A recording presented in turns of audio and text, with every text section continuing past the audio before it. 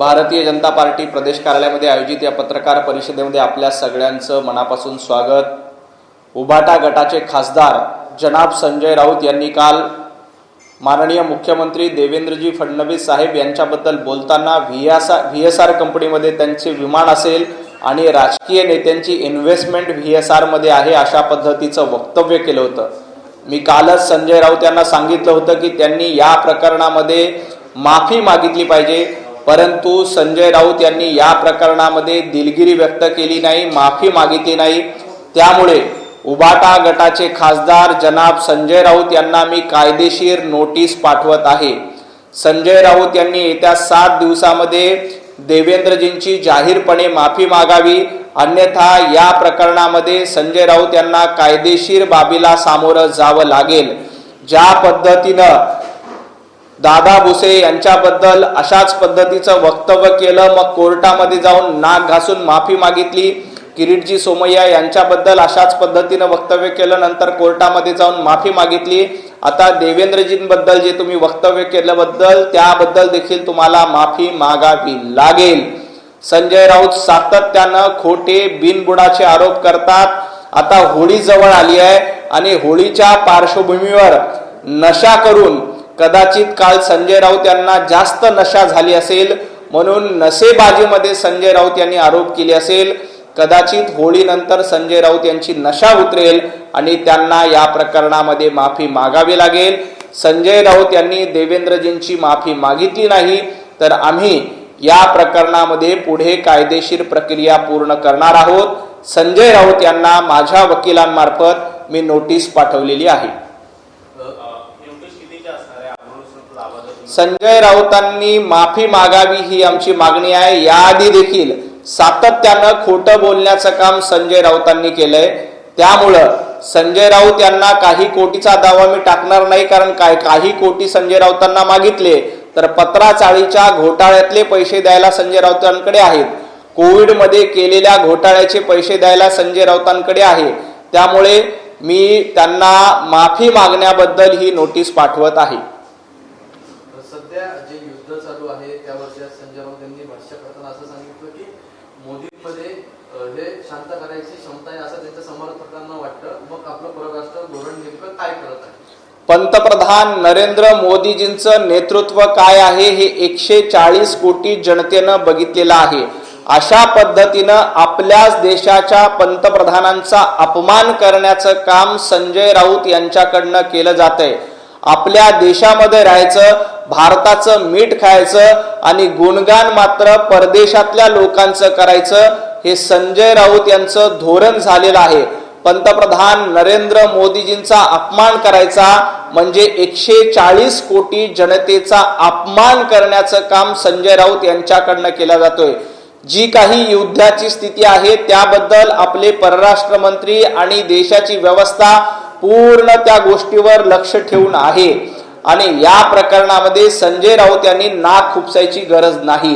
संजय राऊत ज्या पद्धतीची भाषा वापरतायत, संजय राऊत पंतप्रधान नरेंद्र मोदीजींचा अपमान होईल अशा पद्धतीची भाषा वापरतायत। हा अपमान फक्त पंतप्रधान नरेंद्र मोदीजींचा नाही तर 140 कोटी भारतीयांचा अपमान करण्याचं काम संजय राऊत यांच्या मार्फत सुरू आहे।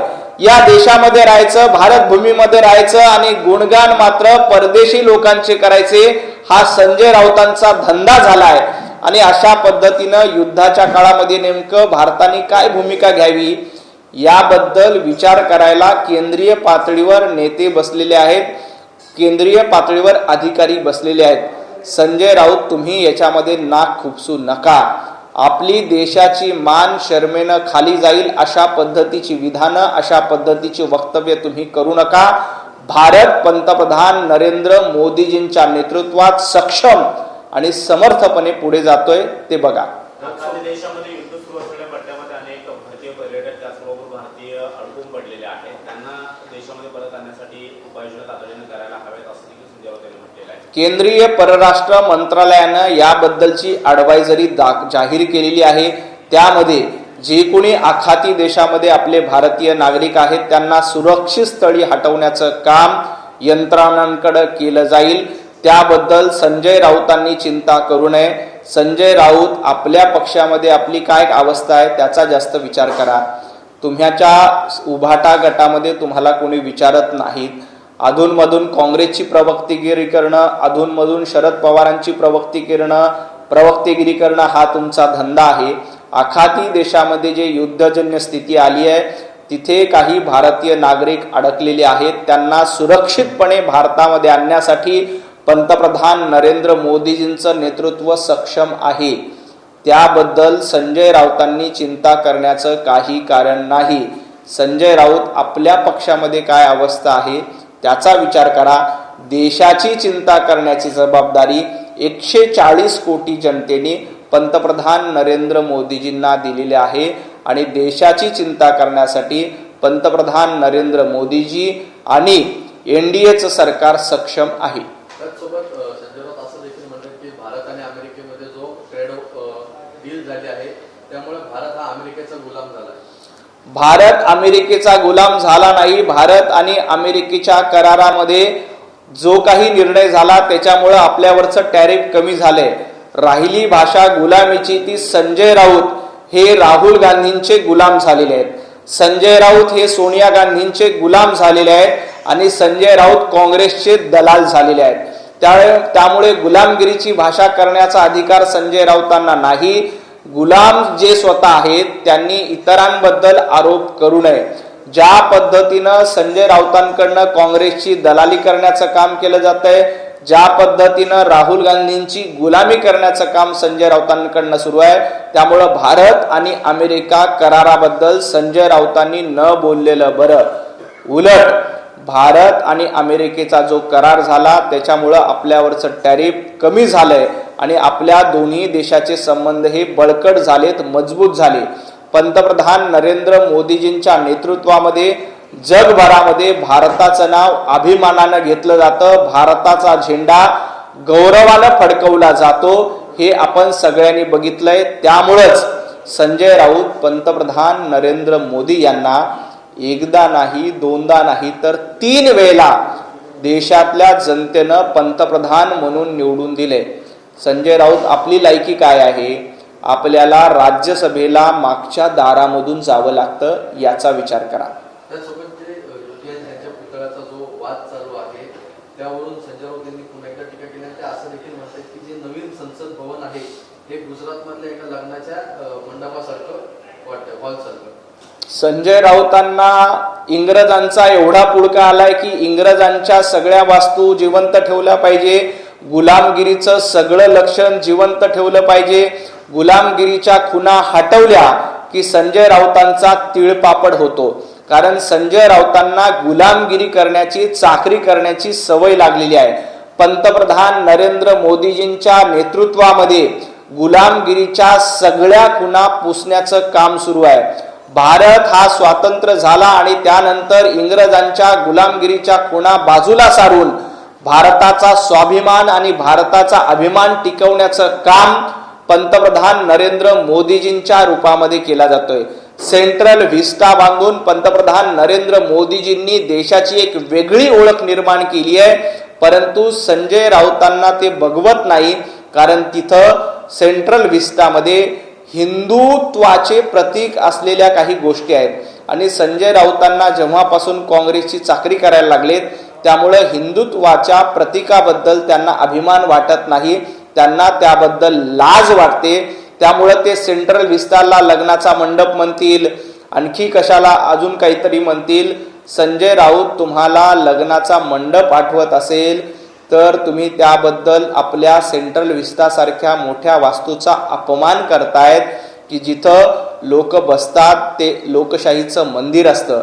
अशा पद्धतीनं आपल्या वास्तूंचा अपमान करण्याचं काम संजय राऊत सातत्यानं करतायत आणि ज्या गुलामगिरीच्या खुणा आहेत त्या गुलामगिरीच्या खुणांचा अभिमान मात्र संजय राऊतांना सातत्यानं असतो. हे चाकरी करण्याचं आणि गुलामगिरीचं लक्षण संजय राऊत यांच्या वक्तव्यातून दिसतं. दिवंगत उपमुख्यमंत्री अजित पवार यांच्या विमान अपघाताच्या चौकशीचा प्राथमिक अहवाल काढला आणि त्यामध्ये घातपाताच्या अनुषंगाने जे काही मुद्दे रोहित पवारांनी उपस्थित केले होते तसं कुठल्याही मुद्द्यावर अनुसरून भाष्य करण्यात आलेलं नाहीये. हा अपघात ही मानवी चूक, कमी दृश्यमानता आणि त्या विमानतळावरती असणारी पुरेशी अभावी यंत्रणा जी आहे ती कारणीभूत असेल असं काहीतरी संकेत देण्यात आलेले आहे. त्या सगळ्यावरती मत काय? कारण हा अहवाल लिहिताना बारामतीला जिल्हा असं त्या अहवालामध्ये नमूद करण्यात आलं. यावर सुद्धा प्रश्न उपस्थित करतात रोहित पवार. हा प्राथमिक अहवाल आहे. यामध्ये विस्तृतपणे सीबीआय मार्फत देखील चौकशी होणार आहे, सीआयडी मार्फत चौकशी सुरू आहे. त्याच दिवशी सीआयडीने स्पष्टपणे सांगितलं की हा अपघात आहे, या माध्यमातून देखील चौकशी सुरू आहे. हा घातपात होता का, या अँगलने देखील चौकशी सुरू आहे.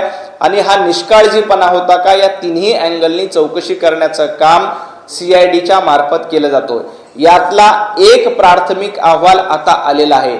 याशिवाय येणाऱ्या काळामध्ये सीबीआय देखील या प्रकरणाची चौकशी करणार आहे. सीआयडीच्या मार्फत ऑलरेडी चौकशी करते. आंतरराष्ट्रीय पातळीच्या काही संस्था देखील या प्रकरणाचा तपास करतायत, चौकशी करतायत. त्यामुळं आपण पूर्ण चौकशी होईपर्यंत याची वाट बघितली पाहिजे. आताच निष्कर्ष काढून स्टंटबाजी करणं हे थांबवलं पाहिजे, एवढंच मला रोहित पवारांना सांगायचंय. नागपूर येथील एका कंपनीला भीषण स्फोट झालेला, यामध्ये 15 जण मृत्यूमुखी पडले तर 11 जखमी झाले. नाही, या प्रकरणात माननीय मुख्यमंत्री देवेंद्रजी फडणवीस स्वतः लक्ष घालतील.